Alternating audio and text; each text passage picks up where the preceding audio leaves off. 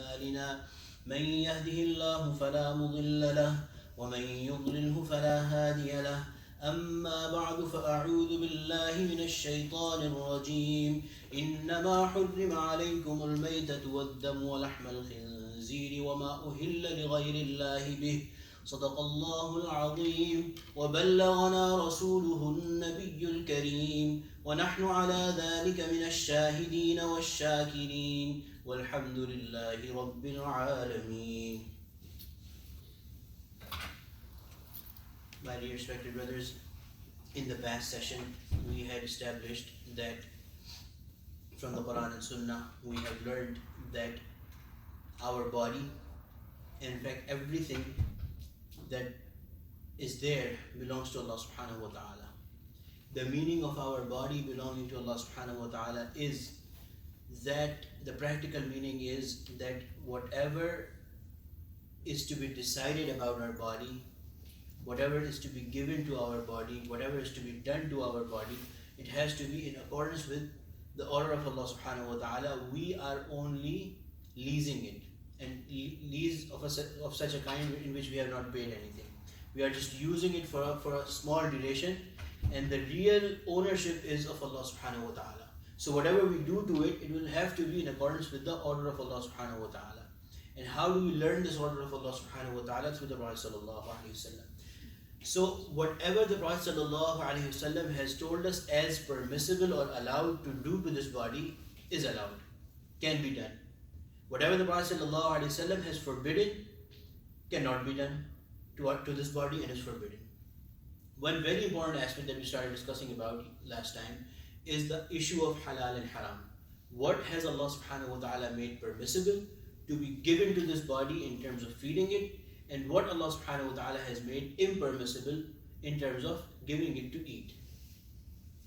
And we had established that the Sahaba Ridwanullahi alayhim ajma'in, who were the best faction of the Ummah, the best period of the Ummah, how particular they were, that they would go day after day, days on end, as much as 6 days, it comes in narrations, without food, without anything solid to eat, if they will not find anything halal to eat.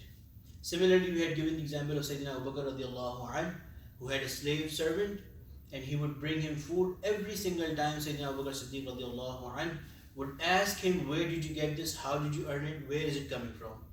And one day when he did not ask, and he found out that it came from certain ambiguous means, Sayyidina Abu Bakr radiallahu anh vomited it, kept on vomiting it so hard that his intestines started to bleed, and said that I have heard from the Prophet sallallahu alaihi wasallam that body, even a particle of which has been nourished upon haram, will not be accepted by Jannah, even a particle of which. So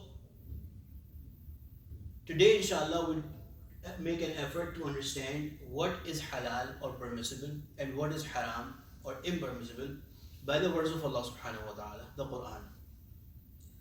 One thing that we should take care is that these ulum of the Quran and the hadith of deen should be learnt only from an authentic source. Only from an authentic source. If we learn it from here and there, or make our own effort which is unguided, we have severe risk of going in the wrong direction. Allah subhanahu wa ta'ala himself has said, Yahdi bihi kathiran wa yudhillu bihi kathiran. Even the Arab people who knew the Arabic, the language very well, even they went in the wrong direction with this same Quran. And it has happened, it will keep on happening. So the only thing that will keep us safe is to learn it from an authentic source. Anyway, this ayah that I recited, Allah subhanahu wa ta'ala is saying, إِنَّمَا حُرِّمَ عَلَيْكُمُ الْمَيْتَةِ. The first thing that Allah subhanahu wa ta'ala is saying is what is made haram upon you, what is made impermissible is maita. Maita, if translated simply, it will mean dead animal. In the Islamic Sharia, there is a very clear concept about what is maita versus what is dhabiha. Both are lifeless, but the difference is in the manner in which they have lost their life. That animal that has lost their life. Why am I focusing more on meat? Because living in this society, this has become a major issue. Other than that, Alhamdulillah, everyone knows that halal has to be earned from a halal permissible manner. It has to be, it has to come by not usurping, by not taking interest. Inshallah, if the time comes and if the need arises, we can talk more about those things as well. But today, inshallah, I want to particularly focus in relation to this ayah. Allah subhanahu wa ta'ala is making forbidden maita. First of all, let us take some examples that everyone will agree and understand. Commonplace examples. For example, you are driving by the road, you see a deer that has been hit by a car, is dead. Everybody will agree that we cannot pick that up and put it in our trunk and go home and cook and eat it. Everybody will say this is haram. This is an example of maita. Example of maita. Dead animal that is impermissible. Everybody agrees to this. But in the Islamic Sharia, maita means dead animal that has not been slaughtered. So maita is in comparison or contrast with zabiha. Everything that is not zabiha is maita. Everything that is not zabiha is maita. What is zabiha? For zabiha, there are 4 conditions that have to be taken care of. If those 4 conditions are not taken care of, if even any one of these is not taken care of, Sharia calls it maita. And Allah subhanahu wa ta'ala has very clearly said, Innama hurrima alaykumul maita. The first thing Allah subhanahu wa ta'ala is telling us about is that maita is haram upon you. So what are those 4 conditions? And those are very, very simple conditions, and they have all been expressed in the Quran.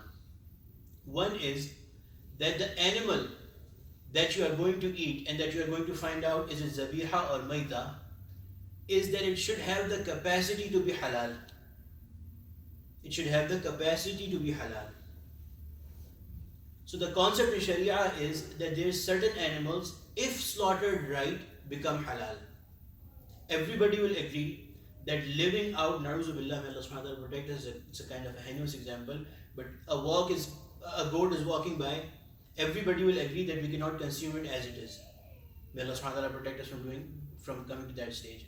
So the point is the way its life is taken, the way it's slaughtered.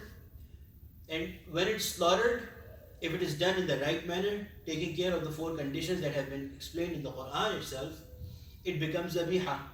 Otherwise, it becomes maita. If any of these conditions is not taken care of, it becomes maita. The first condition is that the animal that you are saying halal, it becomes halal it should have the capacity to become halal. For example, those animals that we commonly call halal, for example, chicken, goat, beef, all those kind of things, we call them halal. But are they halal as they are? No. They become halal after they are done proper zabiha. So there is nothing like a non-zabiha halal. This is an absolutely ridiculous concept that has been propagated among Muslims, that there is something called halal which is not zabiha. Nothing becomes halal until it has been of meats, of talking of animals, it does not become halal. One of the conditions for it to become halal is that it should be slaughtered according to the 4 conditions that I am going to narrate today, inshallah. The first one is that the animal should have the capacity to become halal. So when we say an animal is halal, urfan or commonly, it means that this animal, if slaughtered right, has the capacity to become permissible. The other 3 conditions. The person slaughtering it should either be a Muslim or a Kitabi. The concept of Muslim is very clear. Somebody who has said and believes in La ilaha illallah Muhammadur Rasulullah. What is a Kitabi? A Kitabi is that person who believes and follows, or at least claims to believe in either the Bible, the Christians, or a Jewish person. If these people slaughter an animal, remember this is only the second, there's 2 other conditions that have to be fulfilled. So it's not like any Jew or any Christian, if they slaughter something, it becomes halal for us. He has, or that person who is slaughtering an animal has to be either a Muslim or a Kitabi. And the necessary detail in Kitabi that we cannot overlook is that they should claim to believe at least, this is the minimum, that they should at least claim to believe. They should at least claim to be Christians or Jewish people. So most people here in the society who do not claim any religion, if they slaughter an animal, it does not become halal for us. It does not fulfill that condition. No matter how hard we try, it does not fulfill that condition. If they claim that they don't believe in any religion, they are saying it with their own selves, that they don't believe in their own religion, then how can we call them kitabi? Or if they are saying that we don't believe in the Bible or the Torah or any books of Allah subhanahu wa ta'ala, how can we ever call them kitabi when they are not calling themselves kitabi? When they are themselves not calling themselves from among the people of the book. So this is one thing very important. The other thing is that be it a Muslim or be it a kitabi, at the time when they are slaughtering it, they have to take the name of Allah subhanahu wa ta'ala on that animal. They have to take the name of the Allah subhanahu wa ta'ala when slaughtering that animal. If a life is taken without the name of Allah subhanahu wa ta'ala, it becomes expressly haram. So in most of the processing facilities which are automatic and where the name of Allah subhanahu wa ta'ala is not being taken, even if the person running that processing plant is a kitabi, claims to be a Christian or a Jewish person, but not taking the name of Allah subhanahu wa ta'ala. Because see that this is the difference, that kitabi people, no matter how marred and corrupted their belief is, they still believe to some level in Allah subhanahu wa ta'ala. With shirk included, with what not included, we do not call them Muslims, and we do not think that we do not believe that they are going to enter into Jannah or find any refuge in the hereafter, but still they at some level believe in Allah subhanahu wa ta'ala. But if they claim not to believe in Allah subhanahu wa ta'ala, if they claim to be godless people, to not believe in any God, how can their slaughter become halal? Similarly, even if they do, but at the time of slaughter, if they do not take the name of Allah subhanahu wa ta'ala, that slaughtered animal does not become halal for us. This is the third condition. So automatic plants where the name of Allah subhanahu wa ta'ala is not taken become haram. The fourth condition is that the life of the animal is taken by slaughtering it at the neck. By slaughtering it at the neck. So, if at any processing plant there is a process in place where they stun the animal, just to gain control over it, and then slaughter it at the neck. Care has to be taken that that animal does not die during that stunning process. Because if that animal dies during that stunning process, it is just like that deer lying on the roadside, which has been hit by a car and it has received such an injury that it has lost its life. It is maita. It is dead animal, murdar. It is dead, and dead or maita has been forbidden by Allah subhanahu wa ta'ala before everything else. Innama hurrima alaykumul maita. Even before blood, even before the flesh of swine, Allah subhanahu wa ta'ala is forbidding maita. So these are the four conditions that have to be taken care of if we are consuming any meat. Number one, it has to be an animal that has to have the capacity of becoming a halal after it has been slaughtered properly. If it is not slaughtered properly, it is not halal. Any walking goat or any walking cow without being slaughtered does not become halal for us. So things are not halal as they are. They become halal. Animals become halal after they are slaughtered rightly. There is no concept of non-zabiya halal. Number two, it has to be done either by a Muslim or by a kitabi who claims to be a kitabi. Number three, it has to be slaughtered on the name of Allah subhanahu wa ta'ala. Every single animal that is being slaughtered, the name of Allah subhanahu wa ta'ala is to be taken. If that condition is not met, then again it becomes maita. And number four, when it is slaughtered, it has to be slaughtered at the neck. The life has to be taken, it has to lose its life by being slaughtered at the neck. If stunning, it is very common in chicken here that because it's such a small animal, before slaughtering it, they put it in a sort of water and they electrocute it to stun it or something, and that most commonly takes the life of that chicken. So be very particular about chicken, that if it is not, be very particular about these four conditions. Now coming to the practical aspects of this. It is not in our capacity that we could go and research all of the processing plants wherever we are thinking of consuming the chicken from. Remember, when this condition comes, we have to rely on the people who can. This is how the world works. We cannot do everything by our own self. We cannot produce the corn that we eat. We cannot we cannot manufacture the car that we drive. Similarly, the animal that we eat, we cannot make sure that it is processed in a halal way. How can it be done? This job of verification can be deputed over to the people that we trust. And those people will be the ulama, the knowledgeable people of the ummah. Therefore, alhamdulillah, it is a great blessing in this living in this country that there is multiple boards. If they are authentic, if they are trustworthy, and if they are well versed in the knowledge of deen, if they have a background, an authentic background of deen, then they can be trusted. If they fully take care of these four things mentioned in the Quran itself, then they can be trusted. One very easy, close example is the Sharia board in Chicago. They have ulama that regularly go every month to inspect the processing facility, and then they certify or either decertify if they find that they have any issues with their processing plants. Remember, this is, what are we talking about? Halal and haram, upon which the acceptance of our ibadat depends, upon which our maghfirah depends, upon which the acceptance of our dua depends, upon which overall peace in our life depends. If we are not finding peace in our life, if we are feeling that our dua is not accepted, if we are feeling that we are having a hard time following the orders of Allah subhanahu wa ta'ala, we need to judge very carefully what we are eating, what we are consuming. And we have to revisit if the meat, if the processed food that we are consuming is halal or haram.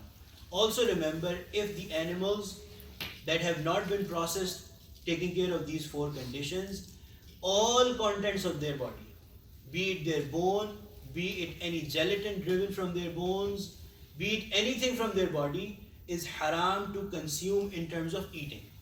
You cannot eat anything, any part of their body, let alone their flesh, any part of their body, no matter how, if it is used in medicine, if it is used wherever, their body parts, or things, materials driven from their body are not halal for a Muslim, they will be considered haram. Inshallah, we'll continue talking about this. One other thing that I want to mention today is that in the Quran itself, Allah subhanahu wa ta'ala has said that Allah subhanahu wa ta'ala has prohibited you from consuming these things. مِمَّا لَمْ يُذْكَرِ اسْمُ اللَّهِ عَلَيْهِ وَإِنَّهُ لَفِسْقٌ. And this is a major sin. The most major of sins are called fisq. This is a major sin. It's a fisq. وَإِنَّ الشَّيَاطِينَ لَيُوحُونَ إِلَىٰ أَوْلِيَائِهِمْ لِيُجَادِلُوكُمْ. And the shaitan, the devil, keeps on whispering in the ears of his friends, its friends, to keep on arguing you about these matters. إِنَّ الشَّيَاطِينَ لَيُوحُونَ إِلَىٰ أَوْلِيَائِهِمْ لِيُجَادِلُوكُمْ. And furthermore, Allah subhanahu wa ta'ala is saying that if you follow them, إِنَّكُمْ لَمُشْرِكُونَ, it will take you to the extent of becoming a mushrik. If the people who are keeping on arguing you about this, when clear words have been given by Allah subhanahu wa ta'ala in His book, when no ambiguity has been left behind, and the friends of shaitan keep on arguing you about it, who are the friends of shaitan? Of course, the kuffar. Then among the humans, among the Muslims, the people who are fusaq are also friends of shaitan. This is the definition of awliya al-shaitan. If they keep on arguing you about it, remember that this is their job. They are being whispered in their ear by the shaitan to keep on arguing with you about this. And if you follow them, innakum la mushrikun, definitely you will go to the extent of shirk and go out of the fold of Islam. May Allah subhanahu wa ta'ala protect us from all sorts of sins and shirk, and may Allah subhanahu wa ta'ala make us among those who are very particular about what they eat. I mean, what they are eating. I mean, brothers who have been paid to Sunnah.